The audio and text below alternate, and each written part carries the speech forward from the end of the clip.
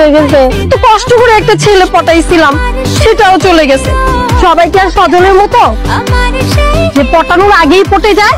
তুই তো দেখি এখনো ব্যাগ ডেটেই আছিস। হ্যাঁ, ছেলে পটানোর কোনো ব্যাপার হলো নাকি? তোর জন্য ইজি হতে পারে, সবার জন্য ইজি না। এই ভার্সিটির অনেক ছেলে আমার জন্য পাগল, বুঝছিস? আমি চাইলে এখন এই মুহূর্তে তোদের সামনে ছেলে পটায় রাখাতে পারি।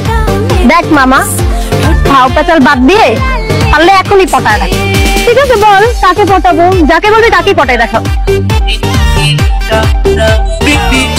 তুই যে দেখছো ফর্মাল করে ছেলেটা যে আসতেছে, পারলে ওকে পটায় দেখা। ওকে ঠিক আছে, আমি আসতেছি, তোরা ওয়েট কর। দেখ এই ফর্মাল, এই যে ফর্মাল,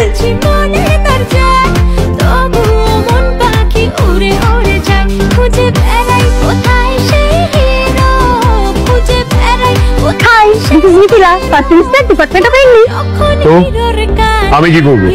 তুমি কি করবো? তুমি তো অনেক কিছু করতে পারো। চাইলে আমার সাথে প্রেম করতে পারো। আমার না তোমাকে ভালো লাগছে।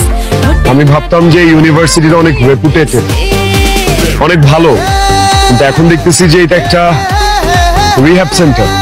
এক ছেলে, জানো তুমি আমার পিছনে কত ছেলেরা ঘুরে? মেয়েদের পিছনে কি মেয়েরা ঘুরবে নাকি? ছেলেরাই তো ঘুরবে। তুমি কিন্তু আমাকে অপমান করতেছো।